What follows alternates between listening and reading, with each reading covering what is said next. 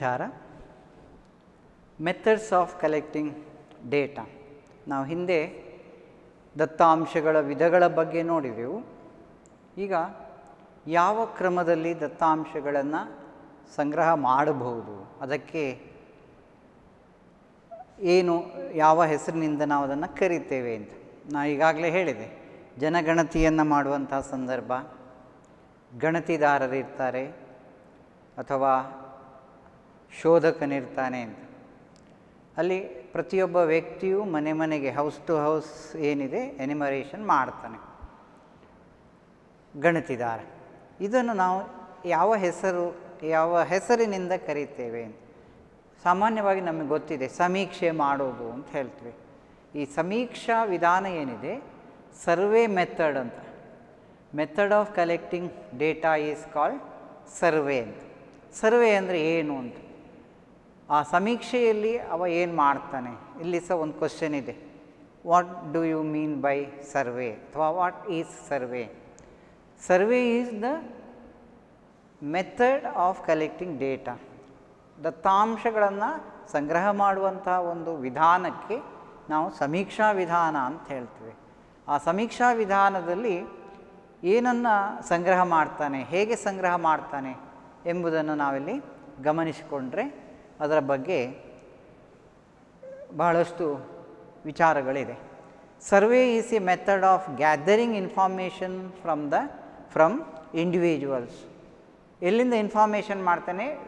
ಪ್ರತಿಯೊಬ್ಬ ವ್ಯಕ್ತಿಗಳಿಂದ ಮಾಹಿತಿಯನ್ನು ಒಟ್ಟುಗೂಡಿಸುವ ವಿಧಾನ ಏನಿದೆ ಅದನ್ನು ನಾವು ಸಮೀಕ್ಷೆ ಎನ್ನುತ್ತೇವೆ. ಈ ಸಮೀಕ್ಷೆ ಅಂದರೆ ಏನು ಅಂತ ಡೆಫಿನೇಷನ್ ಹೇಗೆ ಕೊಡಬೇಕಾಗ್ತದೆ? ವ್ಯಕ್ತಿಗಳಿಂದ ಮಾಹಿತಿಯನ್ನು ಒಟ್ಟುಗೂಡಿಸುವ ವಿಧಾನ. ವ್ಯಕ್ತಿಗಳಿಂದ ಮಾಹಿತಿಯನ್ನು ನಾವು ಸಂಗ್ರಹಿಸಿದರೆ ಅದು ಸಮೀಕ್ಷೆ ಮಾಡುವುದು ಅಂತ. ನಮಗೆ ಆಲ್ರೆಡಿ ಎಲ್ಲ ವಿಚಾರಗಳು ಗೊತ್ತಿದೆ, ಆದರೆ ಅಲ್ಲಿ ಥಿಯರಿಟಿಕಲ್ ಆಗಿ ನಾವೊಂದು ಪರೀಕ್ಷಾ ದೃಷ್ಟಿಯಲ್ಲಿ ನಾವು ಅದಕ್ಕೆ ಡೆಫಿನೇಷನ್ ರೂಪದಲ್ಲಿ ಬರೆಯುವಾಗ ನಾವು ಹೀಗೆ ಬರಿಬೇಕಾಗ್ತದೆ. ಸರ್ವೆ ಅಂದರೆ ಏನು ಅಂತ. Survey is a method of gathering information from individuals. Survey is one of the method of collecting data. ಹಾಗೆ ವ್ಯಕ್ತಿಗಳಿಂದ ಮಾಹಿತಿಯನ್ನು ಒಟ್ಟುಗೂಡಿಸುವ ವಿಧಾನಕ್ಕೆ ಸಮೀಕ್ಷೆ ಅಂತ ಹೇಳ್ತೇವೆ. ಹಾಗಾದರೆ types of instruments used in surveys. ಸಮೀಕ್ಷಾ ವಿಧಾನದಲ್ಲಿ ನಾವು ಯಾವೆಲ್ಲ ಒಂದು ಸಾಧನಗಳನ್ನು, ಪರಿಕರಗಳು ಅಥವಾ ಸಾಧನಗಳು, ಟೂಲ್ಸ್ ಅಂತ ಹೇಳ್ತೇವೆ, types of instruments used in surveys, ಅದರ ಬಗ್ಗೆ ನಾವು ತಿಳ್ಕೊಂಡ್ರೆ there are 2 types. One is the questionnaire. Questionnaire ಎಂಬುದು ನಮಗೆ ಒಂದು ಸಾಧನವಾಗಿದೆ.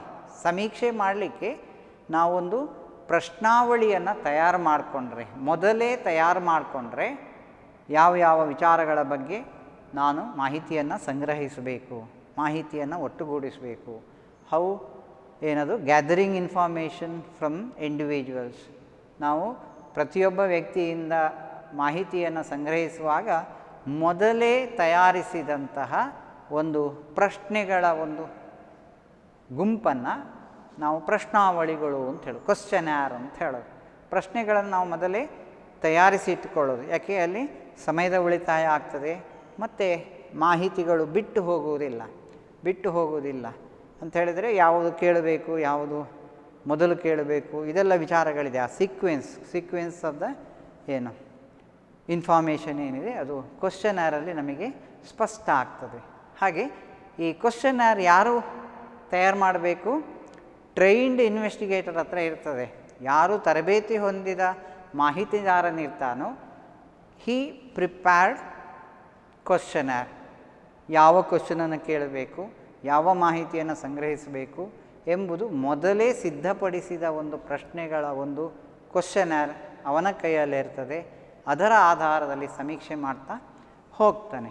ಇದು ಒಂದು types of instruments used in surveys, questionnaire ಎಂಬುದು. ಸೆಕೆಂಡ್ ಒನ್ ಏನಿದೆ, ಇಂಟರ್ವ್ಯೂ ಶೆಡ್ಯೂಲ್ಡ್, ಸಂದರ್ಶನ ಪಟ್ಟಿ ಅಂತ ಹೇಳಿದೆ. ನಾವು ಸಂದರ್ಶಿಸುವಾಗ ಅಲ್ಲಿ ಏನಿದೆ, ಯಾರನ್ನೆಲ್ಲ ಸಂದರ್ಶಿಸಬೇಕು, ಅಲ್ಲಿ ಇಂಟರ್ವ್ಯೂ ಮಾಡಬೇಕಾದ ಸಂದರ್ಭಗಳಿದ್ದರೆ, ನೇರವಾದಂತಹ ಸಂದರ್ಶನಗಳನ್ನು ಮಾಡಬೇಕಾದ್ರೆ ಅಲ್ಲಿ ಇಂಟರ್ವ್ಯೂ ಶೆಡ್ಯೂಲ್ ಬೇಕಾಗ್ತದೆ. ಅಲ್ಲಿ ಒಂದು ಸರಿಯಾದಂಥ ಸಮಯವನ್ನು ನಿಗದಿಪಡಿಸಬೇಕು, ಯಾರನ್ನು ಭೇಟಿಯಾಗಬೇಕು, ಸರಿಯಾದ ಮಾಹಿತಿ ಯಾರಲ್ಲಿ ಸಿಗ್ತದೆ, ಇದನ್ನೆಲ್ಲ ನಾವು ಮೊದಲೇ ತಯಾರು ಮಾಡಿಕೊಂಡಿದ್ದರೆ ನಮಗೆ ಸಮೀಕ್ಷಾ ವಿಧಾನ ಸುಲಭ ಆಗ್ತದೆ. ಹಾಗೆ ಈ method of collecting data is called survey. There are 2 instruments. First one is the questionnaire, second one interview schedule. ಇದೆಲ್ಲ ಯಾರ ಹತ್ರ ಇರ್ತದೆ? ಟ್ರೈನ್ಡ್ ಇನ್ವೆಸ್ಟಿಗೇಟರ್ ಹತ್ರ ಇರ್ತದೆ. ಟ್ರೈನ್ಡ್ ಇನ್ವೆಸ್ಟಿಗೇಟರ್ ಏನು ಸರ್ವೆ ಮಾಡುವ ಸಂದರ್ಭದಲ್ಲಿ ಈ 2 ವಿಚಾರಗಳ ಬಗ್ಗೆ ಪರ್ಟಿಕ್ಯುಲರ್ ಆಗಿರ್ತಾನೆ. ಆಮೇಲೆ ಈಗ ಇನ್ನೊಂದು ವಿಚಾರ, ಕ್ವಶನ್ನೇರ್ ತಯಾರು ಮಾಡುವಾಗ, ಪ್ರಶ್ನಾವಳಿಯನ್ನು ನಾವು ತಯಾರು ಮಾಡುವಾಗ ಆ ಶೋಧಕ ಏನು ಮಾಡ್ತಾನೆ, ಯಾರನ್ನು ಸಂದರ್ಶಿಸಬೇಕು, ಆ ಇಂಟರ್ವ್ಯೂ ಯಾರನ್ನು ಮಾಡಬೇಕು, ಇಂಟರ್ವ್ಯೂವರ್ ಅಂತ ಹೇಳ್ತೇವೆ, ಆ ಸಂದರ್ಶನವನ್ನು ನಾವು ಮಾಡಬೇಕಾದಂಥ ವ್ಯಕ್ತಿಯಲ್ಲಿ ಕೆಲವೊಂದು ಮಾಹಿತಿಯನ್ನು ನಾವು ಸ್ಪಷ್ಟವಾಗಿ ನೇರವಾಗಿ ಯಾವುದೇ ಮಾಹಿತಿಗಳು ಲೋಪವಾಗದ ಹಾಗೆ ಸಂಗ್ರಹ ಮಾಡಬೇಕಾದ್ರೆ ಅಲ್ಲಿ ಆ ಕ್ವಶನ್ನೇರ್ ಏನಾಗಿರಬೇಕು, ಒಂದು ಉತ್ತಮ ಪ್ರಶ್ನಾವಳಿ ಆಗಿರಬೇಕು, ಗುಡ್ ಕ್ವಶನ್ನೇರ್ ಆಗಿರಬೇಕು. ಹಾಗಾದರೆ point should keep in mind while preparing the good questionnaire. What are the points? ಯಾವ ವಿಚಾರಗಳನ್ನು ಗಮನದಲ್ಲಿಟ್ಟುಕೊಂಡು ಅದು ಪ್ರಶ್ನಾವಳಿಯನ್ನು ತಯಾರಿಸಬೇಕು ಎಂಬ ವಿಚಾರ. ಪ್ರಶ್ನಾವಳಿಗಳನ್ನು ನಾವು ತಯಾರಿಸುವಂಥ ಸಂದರ್ಭದಲ್ಲಿ ಈ 5 ವಿಚಾರಗಳನ್ನು ಗಮನದಲ್ಲಿಟ್ಕೊಳ್ಬೇಕು. ನಿಮಗೆ 2 ಮಾರ್ಕ್ಸಿನ ಒಂದು ಪ್ರಶ್ನೆ ಇದೆ. ಉತ್ತಮ ಪ್ರಶ್ನಾವಳಿಯನ್ನು ಸಂಗ್ರಹಿಸುವ ತಯಾರು ಮಾಡುವಂಥ ಅಂಶಗಳು, ಅದರಲ್ಲಿ ಪ್ರಾಮುಖ್ಯವಾದ 2 ಅಂಶಗಳನ್ನು ತಿಳಿಸಿ. ಉತ್ತಮ ಪ್ರಶ್ನಾವಳಿಯಲ್ಲಿರುವಂಥ 2 ಪ್ರಾಮುಖ್ಯ ಅಂಶಗಳು ಅಂತ. ಅದರಲ್ಲಿ should not be too long. ಪ್ರಶ್ನೆ ಏನಾಗಿರಬಾರ್ದು, should not be too long. ಅತ್ಯಂತ ಉದ್ದವಾದಂಥ ಪ್ರಶ್ನೆ, ನೇರವಾದಂಥ ಉತ್ತರ ಬರುವಂಥ ಪ್ರಶ್ನೆಯನ್ನೇ ಕೇಳಬೇಕು. ಅಂತ ಹೇಳಿದ್ರೆ, ನಿಮ್ಮ ಕಾಲೇಜಿನ ಫಲಿತಾಂಶ ಎಷ್ಟು ಅಂತ ಒಂದು ಕ್ವಶನ್ ಕೇಳಿದರೆ ಅಲ್ಲಿ ಯಾವುದನ್ನು ಹೇಳಬೇಕು, ಹೀಗೆ ಆ ಸ್ಪಷ್ಟತೆ ಇಲ್ಲ. ಯಾವ ವರ್ಷದ ಫಲಿತಾಂಶ ಹೇಳಬೇಕು, ಆ ಸಂದರ್ಶನ ಮಾಡುವವ ಸಂದರ್ಶನಕ್ಕೆ ಕೊಡುವ ಇಂಟರ್ವ್ಯೂವರ್ ಏನಂದರೆ ಸ್ಪಷ್ಟ ಉತ್ತರ ಕೊಡಲಿಕ್ಕೆ ಸಾಧ್ಯ ಆಗ್ತಾ ಇಲ್ಲ. ಅಲ್ಲಿ ಏನಿರಬೇಕು, ಕ್ವಶನ್ ನೇರವಾಗಿರಬೇಕು. It should not be too long, ಉದ್ದವಾಗಿರಬಾರ್ದು. The question should move from general to specific. ಇನ್ನೊಂದೇನಿದೆ, ಸಾಮಾನ್ಯದಿಂದ ನಿರ್ದಿಷ್ಟದ ಕಡೆಗೆ ಕ್ವಶನ್ಸು ಹೋಗಬೇಕು ಅಂತ. ಈಗ ಫಾರ್ ಎಕ್ಸಾಂಪಲ್ ನಾನು ಈಗ ಹೇಳಿದ ಹಾಗೆ ನಿಮ್ಮ ಕಾಲೇಜಿನ ಫಲಿತಾಂಶ ಎಷ್ಟು ಅಂತ ಹಾಗೆ ಕೇಳುವ ಬದಲು ಅಲ್ಲಿ ಫಸ್ಟ್ ಏನಿದೆ, ಒಂದು ಸಾಮಾನ್ಯ ಫಲಿತಾಂಶ ನೋಡಿ, ಸಾಮಾನ್ಯದಿಂದ ನಿರ್ದಿಷ್ಟದ ಎಡೆಗೆ ಅಂತ ಹೇಳಿದ್ರೆ 2019-20 ನಿಮ್ಮ ಕಾಲೇಜಿನ ಫಲಿತಾಂಶ ಎಷ್ಟು, ನೇರ ಕ್ವಶನ್ ಆಯಿತು. ಅಲ್ಲಿ ಏನು ಬಹಳ ಸಿಂಪಲ್, ನಮ್ಮದು 75% ರಿಸಲ್ಟ್ ಅಂತ ಹೇಳ್ತಾರೆ, 75 ರಿಸಲ್ಟ್ ಅಂತ ಆಯಿತು. ಅಲ್ಲಿ question should not be too long, ಉದ್ದ ಇಲ್ಲ ಮತ್ತು ಸ್ಪಷ್ಟವಾಗಿ ಉತ್ತರಿಸಲಿಕ್ಕೆ ಸಾಧ್ಯ ಆಯಿತು. ಅದೇ ರೀತಿ series of questions should move from general to specific. ಈಗೇನಿದೆ ಅದು ಸಾಮಾನ್ಯದಿಂದ ನಿರ್ದಿಷ್ಟದ ಕಡೆಗೆ ಹೋಗಬೇಕು ಅಂತ. ಫಲಿತಾಂಶ ಕೇಳಿದ ಮೇಲೆ ನಿಮ್ಮಲ್ಲಿ ನಿರ್ದಿಷ್ಟತೆ ಬೇಕು. ನಮ್ಮ ಫಲಿತಾಂಶ ಹೇಳಿದ್ರು 75%, ಅಲ್ಲಿ ಏನಿದೆ, ಆರ್ಟ್ಸ್ ಇದೆ, ಕಾಮರ್ಸ್ ಇದೆ, ಸೈನ್ಸ್ ಇದೆ, ಪ್ರತಿಯೊಂದರ ಕ್ವಶನ್ಸ್ ಕೇಳ್ತೇವೆ. ನಿಮ್ಮ ಆರ್ಟ್ಸಲ್ಲಿ ಎಷ್ಟು ಫಲಿತಾಂಶ, ಕಾಮರ್ಸಲ್ಲಿ ಎಷ್ಟು, ಸೈನ್ಸಲ್ಲಿ ಎಷ್ಟು, ಹೀಗೆ ಅಲ್ಲಿ ನಿರ್ದಿಷ್ಟತೆಯ ಕಡೆಗೆ ಹೋಗ್ತದೆ, ಸಾಮಾನ್ಯದಿಂದ ನಿರ್ದಿಷ್ಟದ ಕಡೆಗೆ ಹೋಗಬೇಕು. The series of questions should move from general to specific. ಇಲ್ಲೇನು ಕ್ವಶನ್ನೇರ್ ಅಂತ ಹೇಳುವಾಗ ಅಲ್ಲಿ ಏನಿದೆ, ಒಂದು ಸೆಟ್ ಆಫ್ ಕ್ವಶನ್ಸ್ ಇರ್ತದೆ. ಸೆಟ್ ಆಫ್ ಕ್ವಶನ್ಸನ್ನು ನಾವು ಫ್ರೇಮ್ ಮಾಡ್ತಾ ಬರುವಾಗೆ ಅಲ್ಲಿ should not be too long, the series of questions should move from general to specific, should be precise and clear. ಇನ್ನೊಂದೇನಿದೆ, ಅದು ಖಚಿತವಾಗಿರಬೇಕು ಮತ್ತು ಸ್ಪಷ್ಟವಾಗಿರಬೇಕು. ಅದೇ ನಾನು ಹಾಗೆ ಹೇಳಿದ ಹಾಗೆ ಅವನಿಗೆ ಉತ್ತರಿಸಲಿಕ್ಕೆ ಕಷ್ಟ ಆಗಬಾರ್ದು. ಯಾವ ವರ್ಷದ್ದು ಫಲಿತಾಂಶ ಕೇಳ್ತಿದ್ದಾನೆ, ಪುನಃ ಅಲ್ಲಿ ಯಾವ ಕ್ವಶನ್ ಕೇಳುವ ಹಾಗೆ ಆಗಬಾರ್ದು. ಅಲ್ಲಿ ಏನಿದೆ, ಸ್ಪಷ್ಟತೆ ಇರಬೇಕು. ಯಾವುದರ ಬಗ್ಗೆ ಕೇಳ್ತಾ ಇದ್ದಾನೆ ಅದರ ಬಗ್ಗೆ ಸ್ಪಷ್ಟತೆ. ನಿಮ್ಮ ಸೈನ್ಸ್ ವಿಭಾಗದಲ್ಲಿರುವ ವಿದ್ಯಾರ್ಥಿಗಳೆಷ್ಟು ಕೇಳಿದರೆ ಸ್ಪಷ್ಟ ಆಯಿತು, ಸೈನ್ಸಲ್ಲಿ ಮಾತ್ರ.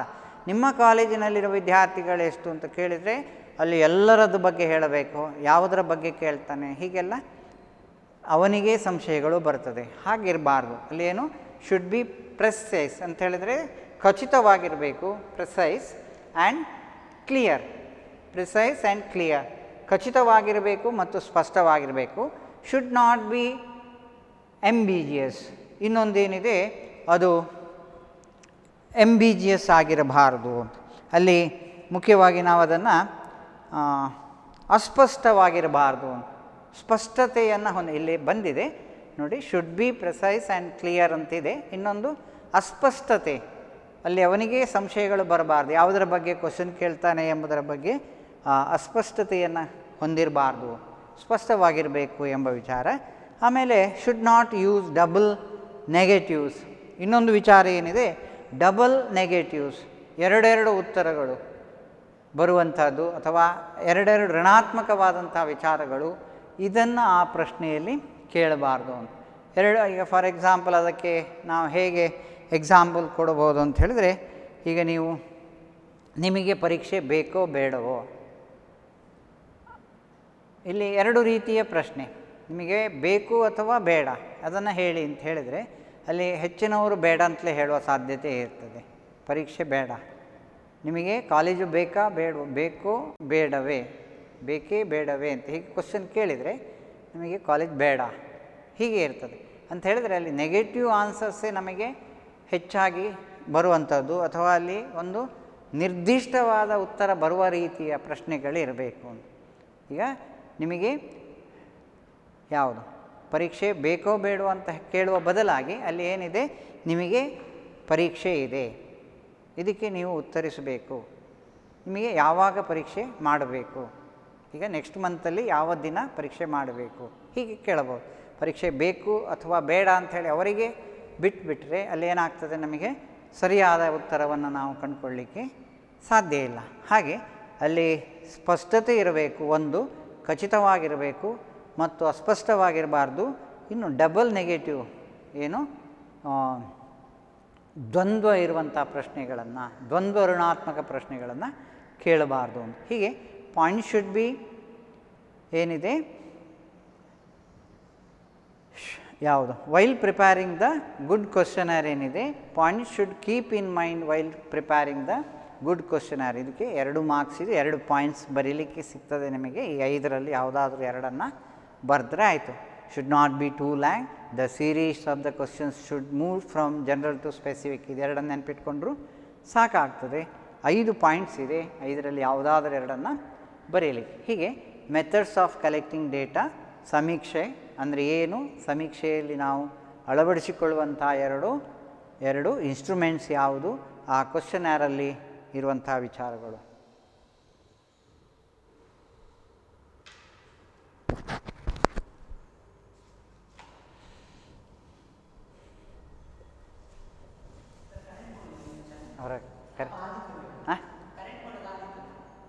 ಹಿಂದೆ ನಾವು instruments of collection of data ನೋಡಿದೆವು. ದತ್ತಾಂಶಗಳನ್ನು ಸಂಗ್ರಹಿಸುವ ಒಂದು ವಿಧಾನಗಳೇನು, ಕ್ರಮಗಳೇನು ಅಥವಾ ಸಾಧನಗಳೇನು ಅಂತ ನೋಡಿದೆವು. ಒಬ್ಬ ದತ್ತಾಂಶವನ್ನು ಸಂಗ್ರಹಿಸಬೇಕಾದ್ರೆ ಅವನ ಹತ್ರ ಒಂದು ಪ್ರಶ್ನಾವಳಿ ಇರಬೇಕು, ಕ್ವಶನ್ಯಾರ್ ಇರಬೇಕು, ಮತ್ತು ಸಂದರ್ಶನ ಪಟ್ಟಿ ಇರಬೇಕು. ಏನದು ಇಂಟರ್ವ್ಯೂ ಶೆಡ್ಯೂಲ್ಡ್ ಏನಿದೆ ಅದಿರಬೇಕು. ಕ್ವಶನ್ಯಾರ್ ಮತ್ತು ಇಂಟರ್ವ್ಯೂ ಶೆಡ್ಯೂಲ್ಡ್ ಇದ್ದಾಗ ಒಬ್ಬ ಸಮೀಕ್ಷೆ ನಡೆಸಲಿಕ್ಕೆ ಸಾಧ್ಯ ಅಂತ ಇಷ್ಟು ತಿಳ್ಕೊಂಡೆವು. ಇನ್ನೀಗ ಯಾವ ರೀತಿಯ ಸಮೀಕ್ಷೆಗಳನ್ನು ಮಾಡಬಹುದು, ಈಗ ಒಬ್ಬ ಸಮೀಕ್ಷೆ ಮಾಡಲಿಕ್ಕೆ ಹೊರಟಾಗ ಅವನಿಗೆ ಆಪ್ಷನ್ಸ್ ಏನು ಅಂತ, ಹೇಗೆ ಅತ್ಯಂತ ಕಡಿಮೆ ಖರ್ಚಿನಲ್ಲಿ ಮಾಡ್ಬೋದಾ ಅಥವಾ ಲಭ್ಯತೆಗೆ ಅನುಗುಣವಾಗಿ, ನಮಗೆ ಇಂಟರ್ವ್ಯೂವರ್ ಯಾರಿದ್ದಾನೆ ರೆಸ್ಪಾಂಡೆಂಟ್ ಅಂತ ನಾವಿಲ್ಲಿ ಕರಿತೇವೆ, ಅವನ ಲಭ್ಯತೆಯನ್ನು ನೋಡಿಕೊಂಡು ಅವನ ಸಮಯವನ್ನು ನೋಡಿಕೊಂಡು ಏನು ಮಾಡ್ಬೋದು, ಸಮೀಕ್ಷೆಯನ್ನು ಮಾಡ್ಬೋದು. ಹಾಗೆ ಈ ಸಮೀಕ್ಷಾ ವಿಧಾನಗಳು, ದತ್ತಾಂಶ ಸಂಗ್ರಹಣೆಯ ವಿಧಾನದಲ್ಲಿ ಮೋಡ್ ಆಫ್ ಡೇಟಾ ಕಲೆಕ್ಷನ್ಸ್ ಏನು ಎಂಬುದನ್ನು ನಾವು ತಿಳ್ಕೊಂಡ್ರೆ 3 ವಿಧಾನಗಳು ಬರ್ತವೆ. ಅಲ್ಲಿ ದತ್ತಾಂಶಗಳ ವಿಧಾನಗಳು 2 ಮಾರ್ಕ್ಸಿಗೆ 3 ವಿಧಾನ ಮಾತ್ರ ಬರೆದ್ರೆ 2 ಮಾರ್ಕ್ಸ್ ಸಿಗ್ತದೆ. ಮತ್ತು ಡಿಟೇಲ್ ಆಗಿ ನಿಮ್ಮ ಟೆಕ್ಸ್ಟ್ ಬುಕ್ಕಲ್ಲಿ ಕೊಟ್ಟಿದ್ದಾರೆ. ಅದರಲ್ಲಿ ಬಹಳಷ್ಟು ವಿಚಾರಗಳಿವೆ, ನೀವು ನಿಧಾನವಾಗಿ ಓದ್ತಾ ಹೋಗ್ಬೋದು. ನಾವಿಲ್ಲಿ ನಮ್ಮ ಸಮಯಕ್ಕೆ ಹೊಂದಿಸಿಕೊಂಡು ಒಂದು ಮಿನಿಮಮ್ ಇನ್ಫಾರ್ಮೇಷನ್ನ ಕೊಡ್ತೇವೆ. ಪರೀಕ್ಷಾ ದೃಷ್ಟಿಯಲ್ಲಿ ಏನು ಕ್ವಶನ್ಸ್ ಇದೆ, ಅದಕ್ಕೆ ಏನು ಉತ್ತರ ಸಿಗ್ತದೆ, ಅದರ ಬಗ್ಗೆ ಮಾತ್ರ ಮಾಹಿತಿ ಕೊಡ್ತೇವೆ. ಸ್ವಲ್ಪ ಸರಳವಾದ ವಿಚಾರಗಳು ಬಹಳ ಸುಲಭವಾಗಿ ಅರ್ಥೈಸ್ಕೊಳ್ಳಿಕ್ಕೆ ಸಾಧ್ಯ ಇದೆ. ಹಾಗಾಗಿ ಅದನ್ನು ಹೆಚ್ಚು ಡಿಟೇಲ್ ಆಗಿ ಹೋಗ್ತಾ ಇಲ್ಲ. ನಿಮಗೆ ಟೆಕ್ಸ್ಟ್ ಬುಕ್ಕಲ್ಲಿ ಸಾಕಷ್ಟು ಮಾಹಿತಿ ಸಿಗ್ತದೆ. ಈಗಿಲ್ಲಿ ದತ್ತಾಂಶಗಳ ಸಂಗ್ರಹಣೆಯ ವಿಧಾನಗಳಲ್ಲಿ 3 ವಿಚಾರಗಳು: ಪರ್ಸನಲ್ ಇಂಟರ್ವ್ಯೂ, ಹಾಗೆ ಮೇಲಿಂಗ್ ಕ್ವಶನರ್, ಟೆಲಿಫೋನ್ ಇಂಟರ್ವ್ಯೂ ಅಂತ 3 ವಿಧಾನಗಳಿವೆ. ಏನದು? ವೈಯಕ್ತಿಕ ಸಂದರ್ಶನದ ಮೂಲಕ ದತ್ತಾಂಶಗಳನ್ನು ಸಂಗ್ರಹ ಮಾಡಬಹುದು. ಇನ್ನೊಂದು ಮೇಲಿಂಗ್ ಕ್ವಶನರ್, ಅಂಚೆ ಮೂಲಕ ಪ್ರಶ್ನಾವಳಿಯನ್ನು ರವಾನಿಸಿ ಮೇಲ್ ಮಾಡಿ ಅದಕ್ಕೆ ಉತ್ತರಗಳನ್ನು ಪಡಿಬೋದು. ಇನ್ನೊಂದು ಟೆಲಿಫೋನ್ ಇಂಟರ್ವ್ಯೂ, ಡೈರೆಕ್ಟಾಗಿ ನಮಗೆ ಏನು ಮಾಡ್ಬೋದು, ದೂರವಾಣಿಯ ಮೂಲಕ ಟೆಲಿಫೋನ್ ಮಾಡುವುದರ ಮೂಲಕ, ಫೋನ್ ಮಾಡುವುದರ ಮೂಲಕ ಮಾಹಿತಿಯನ್ನು ಸಂಗ್ರಹಿಸಬಹುದು.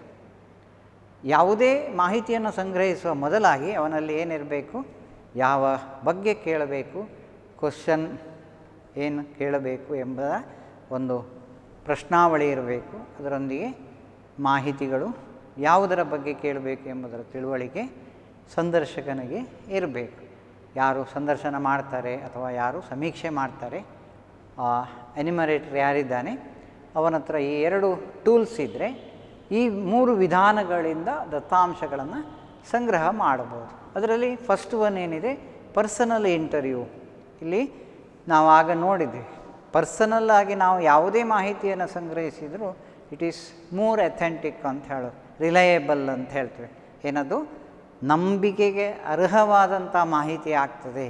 ಇಲ್ಲಿ ನಮಗೆ ಪರ್ಸನಲ್ ಇಂಟರ್ವ್ಯೂವಿನಿಂದ ವ್ಯಕ್ತಿಗತವಾಗಿ, ವೈಯಕ್ತಿಕವಾಗಿ, ನೇರವಾಗಿ ಒಬ್ಬನ ಮುಂದೆ ಕೂತು ಪ್ರಶ್ನೆಗಳನ್ನು ಕೇಳಿ ಉತ್ತರ ಪಡೆಯುವುದರಿಂದ ನಮಗೇನು ಸಿಗ್ತದೆ? ಸಮರ್ಪಕವಾದ, ನಿಖರವಾದಂತಹ, ನಂಬಿಕೆಗೆ ಅರ್ಹವಾದಂತಹ ಮಾಹಿತಿಗಳು ಸಿಗ್ತದೆ. ಹಾಗಾಗಿ ಈ ಪರ್ಸನಲ್ ಇಂಟರ್ವ್ಯೂವಿನ ಒಂದು ಮುಖ್ಯ ಏನಿದೆ ಪ್ರಯೋಜನ, ಅನುಕೂಲತೆ ಏನಿದೆ ಅಲ್ಲಿ, ಇಟ್ ಈಸ್ ಮೋರ್ ರಿಲಯೇಬಲ್ ಫ್ಯಾಕ್ಟ್ಸ್ ಅಂತ.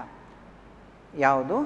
ಪರ್ಸನಲ್ ಇಂಟರ್ವ್ಯೂಯಿಂದ ವಿ ಗೆಟ್ ದ ರಿಲಯೇಬಲ್ ಅಥವಾ ಮೋರ್ ಅಥೆಂಟಿಕ್ ಫ್ಯಾಕ್ಟ್ಸನ್ನು, ನಮಗೆ ಇನ್ಫಾರ್ಮೇಷನ್ನ ಕಲೆಕ್ಟ್ ಮಾಡಲಿಕ್ಕೆ ಸಾಧ್ಯ ಇದೆ ಅಂತ. ಹಾಗೆ watching the reactions of the respondents, ಇದರೊಂದಿಗೆ ಇನ್ನೊಂದು ವಿಚಾರ ಏನಿದೆ, ಅವನಿಗೆ ಮನಸ್ಸಿದ್ದು ಹೇಳ್ತಾ ಇದ್ದಾನ, ಸುಮ್ಮನೆ ಹೇಳ್ತಾ ಇದ್ದಾನ, ತಪ್ಪು ಉತ್ತರಗಳನ್ನು ಕೊಡ್ತಾ ಇದ್ದಾನ, ಇದನ್ನೆಲ್ಲ ಅವನ ಪ್ರತಿಕ್ರಿಯೆ, ನಾವು ಮುಖಾಮುಖಿ ಇದೆಯಲ್ಲ, ಫೇಸ್ ಟು ಫೇಸ್ ಅಲ್ಲಿ ನಾವು ಕ್ವಶನ್ ಕೇಳೋದ್ರಿಂದ ಅವನ ಭಾವನೆಗಳನ್ನು, ಅವನ ರಿಯಾಕ್ಷನ್ಸನ್ನು ನಾವು ಅರ್ಥ ಮಾಡ್ಕೊಳ್ಳಿಕ್ಕೆ ಪ್ರತಿಕ್ರಿಯೆಯನ್ನು ಗಮನಿಸಬಹುದಾಗಿದೆ.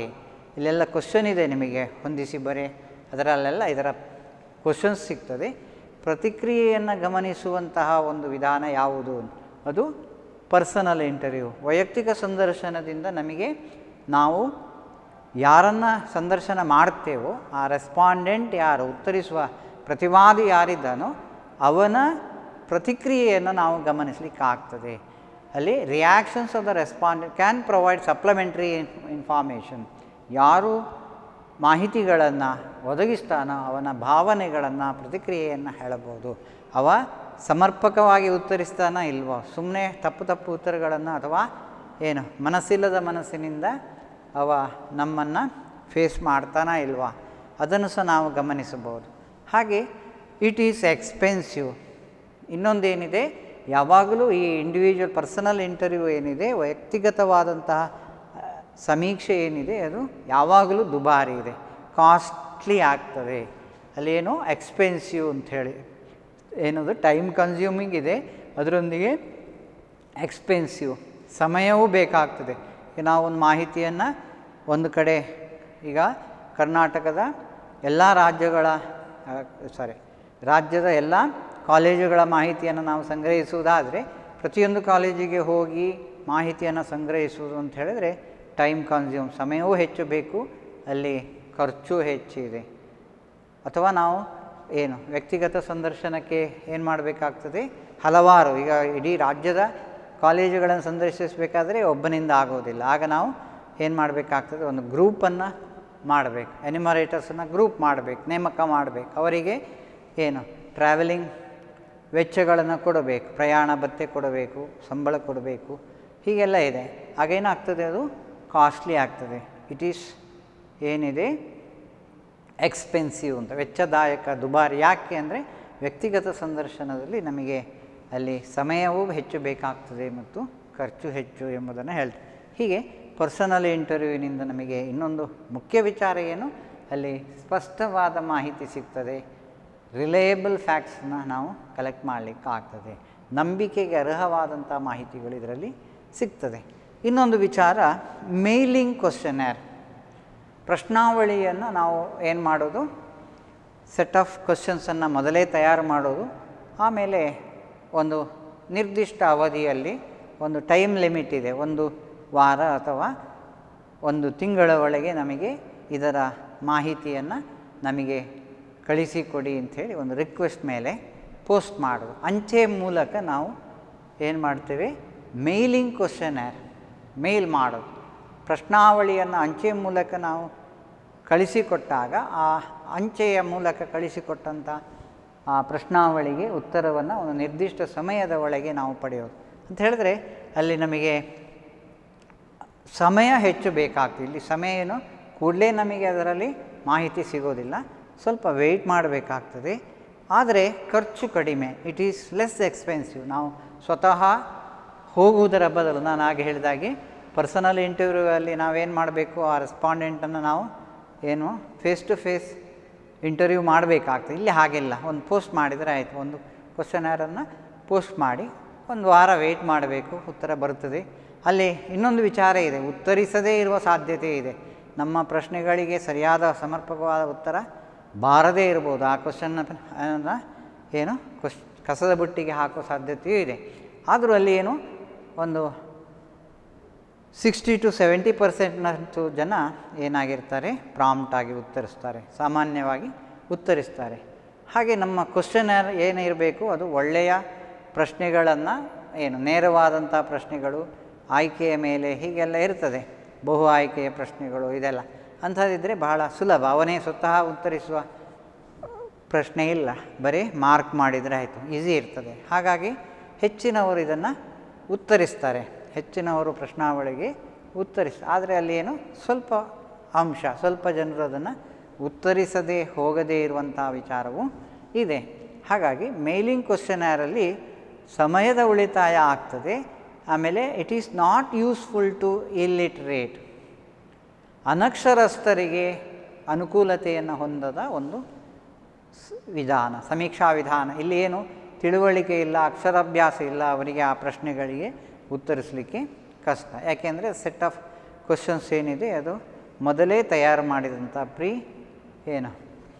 ಪ್ರಿಪೇರ್ಡ್ ಕ್ವಶನ್ನೇರ್ ಆಗಿರ್ತದೆ. ಹಾಗಾಗಿ ಅದನ್ನು ಓದಲಿಕ್ಕೆ ಸಾಧ್ಯ ಇಲ್ಲ. ನೇರ ಸಂದರ್ಶನದಲ್ಲಿ ಹಾಗಿಲ್ಲ, ನಾವು ನೇರವಾಗಿ ಅವರ ಅಭಿಪ್ರಾಯಗಳನ್ನು ಕೇಳಬಹುದು, ಉತ್ತರಿಸಲಿಕ್ಕೆ ಅವರಿಗೆ ಸಾಧ್ಯ ಆದರೆ ಉತ್ತರಿಸ್ತಾರೆ. ಆದರೆ ಇಲ್ಲಿ ಹಾಗಿಲ್ಲ, ಇದು ಕ್ವಶನ್ನೇರ್, ಏನು ಬರೆದಿದೆ, ಏನು ಪ್ರಶ್ನೆ ಕೇಳಿದೆ, ಇನ್ನೊಬ್ಬನ ಹತ್ರ ಕೇಳುವ ಪ್ರಶ್ನೆ ಇದೆ. ಹಾಗಾಗಿ ಅದಕ್ಕೆ ಸಮರ್ಪಕವಾಗಿ ನಮಗೆ ಯಾರಿಂದ, ಇಲ್ಲಿಟ್ರೇಟ್ಸಿಂದ, ಇದೊಂದು ಕ್ವಶನ್ ಇದೆ, ಅನಕ್ಷರಸ್ಥರಿಗೆ ಅನುಕೂಲವಲ್ಲದ ವಿಧಾನ ಯಾವುದು ಅಂತ, ದತ್ತಾಂಶ ಸಂಗ್ರಹಣೆ ವಿಧಾನ, ಅದು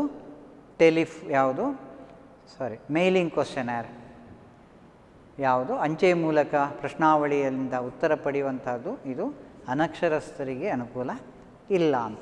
ಅದೇ ರೀತಿ ಥರ್ಡ್ ಒನ್ ಏನಿದೆ, ಟೆಲಿಫೋನ್ ಇಂಟರ್ವ್ಯೂ.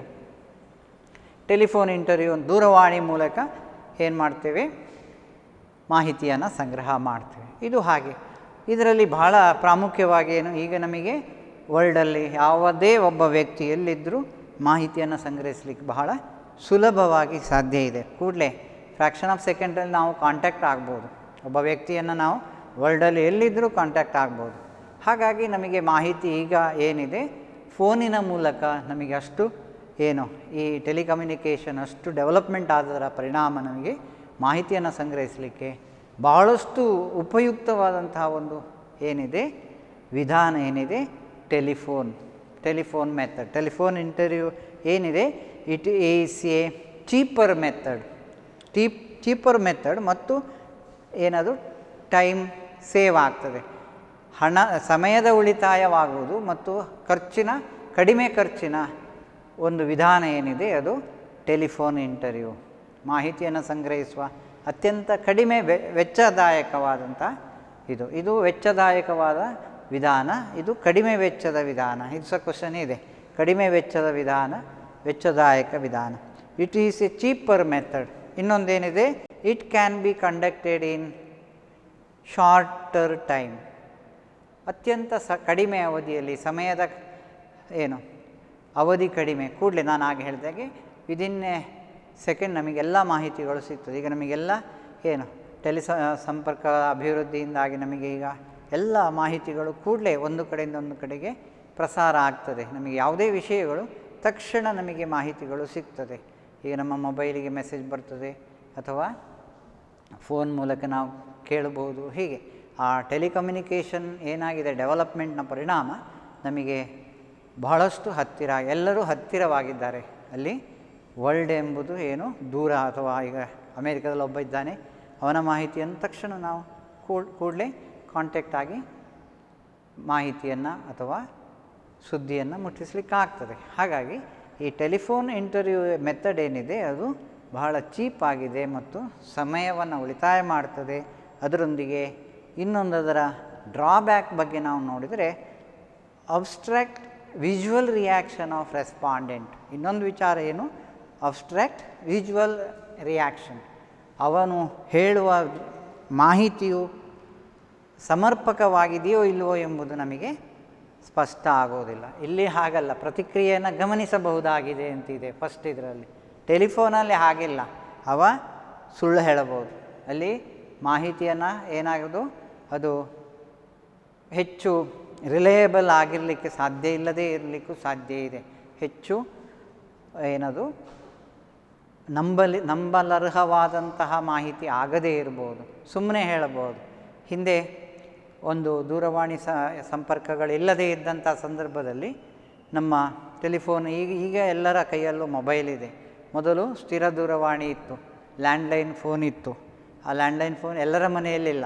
ಒಂದು ಎಕ್ಸಾಂಪಲ್ ಹೇಳೋದು, ಎಲ್ಲರ ಮನೆಯಲ್ಲಿ ಲ್ಯಾಂಡ್ಲೈನ್ ಇಲ್ಲ. ಪಕ್ಕದ ಮನೆಯವರಿಗೂ ಮೆಸೇಜ್ ಇನ್ನೂ ನಮ್ಮ ಯಾರ ಮನೆಯಲ್ಲಿದೆ ಅವರ ಮನೆಯಿಂದ ತಿಳಿಸ್ಬೇಕು.